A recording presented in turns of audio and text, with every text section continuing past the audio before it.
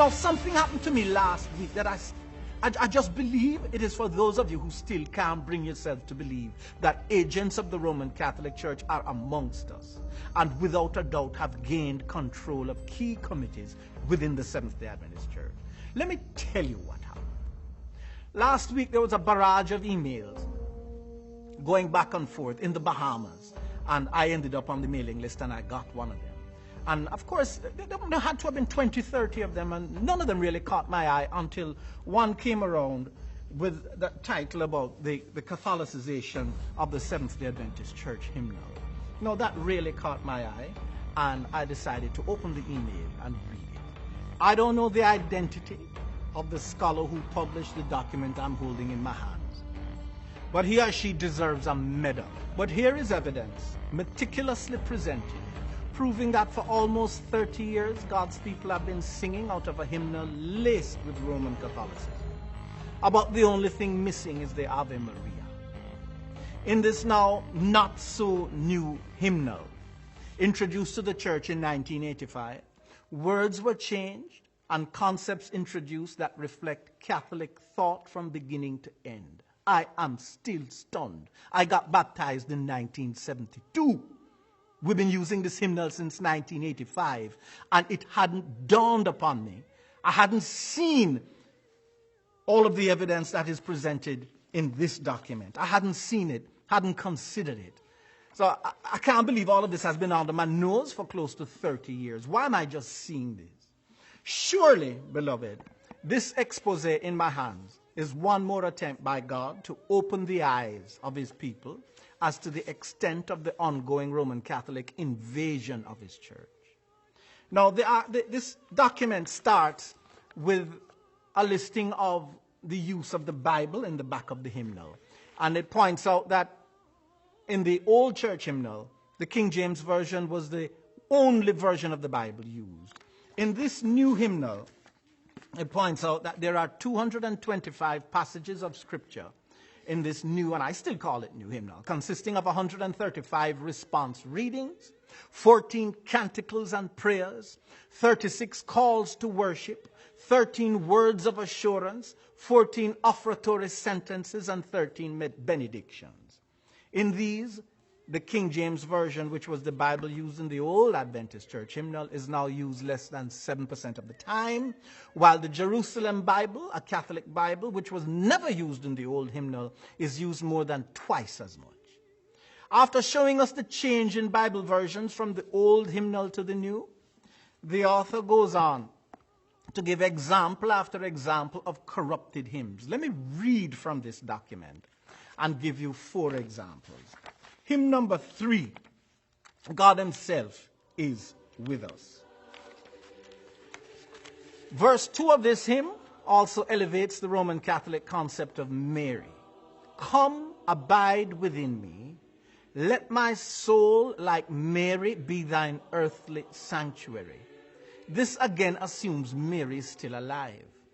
Gerhard Tertzigen wrote the words of this hymn in German. A literal translation of the German words which he originally penned possesses no reference to Mary whatsoever. The original words were, Lord, come dwell in me. Let my heart and my spirit be another temple for thee. Why did the Seventh-day Adventist Church Hymnal Committee accept the Catholic change to an originally Protestant hymn? The second, hymn number 142, Angels We Have Heard on High. Everybody knows. In this hymn, verse 4 uplifts the Catholic notion that the dead are heavenly saints who can assist us. Mary, Joseph, lend your aid. How can they lend their aid when they're dead? While we raise our hearts in love. This is pure Catholicism. The verse has no place in a true Seventh-day Adventist hymnal. In fact, this song was never found in earlier Seventh-day Adventist hymnals. We shouldn't be invoking the aid of Mary. Third, hymn number 403, Let Us Break Bread Together. Now, I spotted that, and others did, but I didn't know there were others. In this hymn, abject sun worship is promoted. It is probably the best known of the aberrant hymns. When I fall, on my knees with my face to the rising sun. S-U-N. O Lord, have mercy on me. This comes straight out of Babylonian paganism. Such sun worship was condemned by God in the days of the prophet Ezekiel. And the author quotes Ezekiel 8:16-18. And he brought me into the inner court of the Lord's house.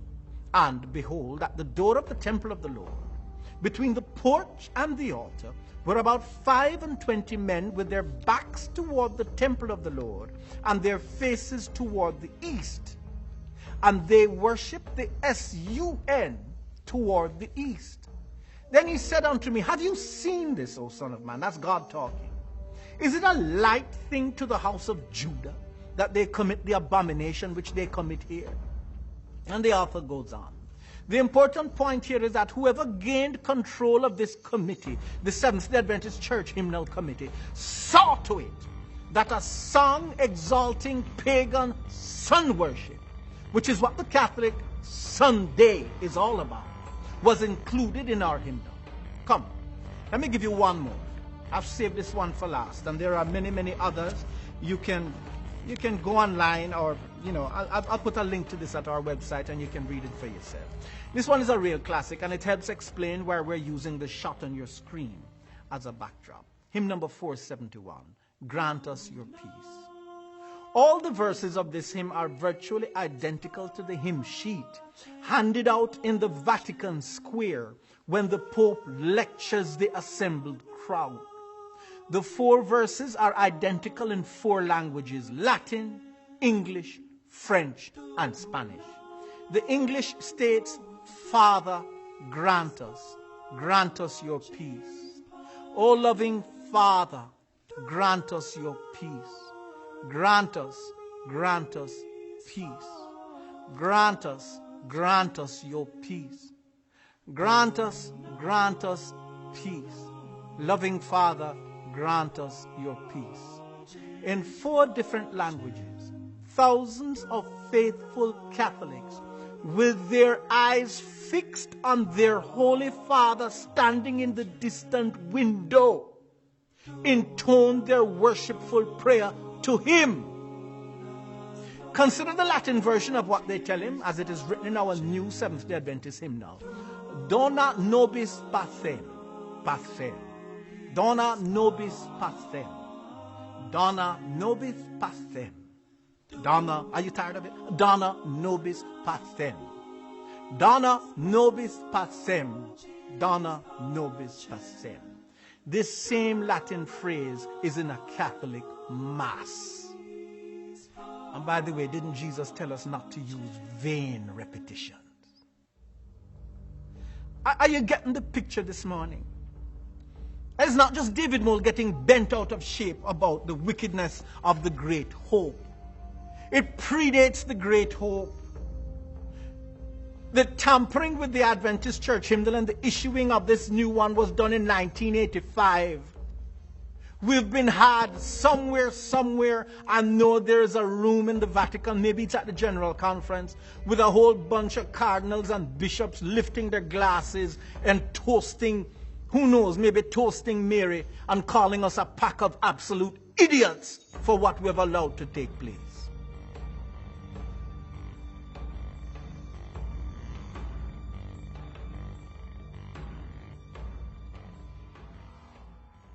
If you think being a watchman is easy, let me assure you it isn't.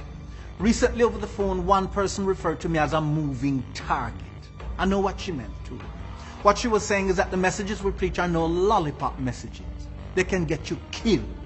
What do you think those who gutted the great controversy are thinking right now? What do you think those who corrupted our church hymnal are thinking right now? They don't know how far our protest is going to go, and they know they've got to stop it before millions of eyes are opened and a wholesale revolution breaks out in God's church. Beloved, unless God steps in, some of us presenting these Latter-day messages are going to get killed. That's why I'm asking for partners now, while the blood is still warm in my veins and I can preach more messages like the one you just heard. Click here and partner with us. with a monthly or a one-time gift, and we'll be grateful for as long as God gives us life.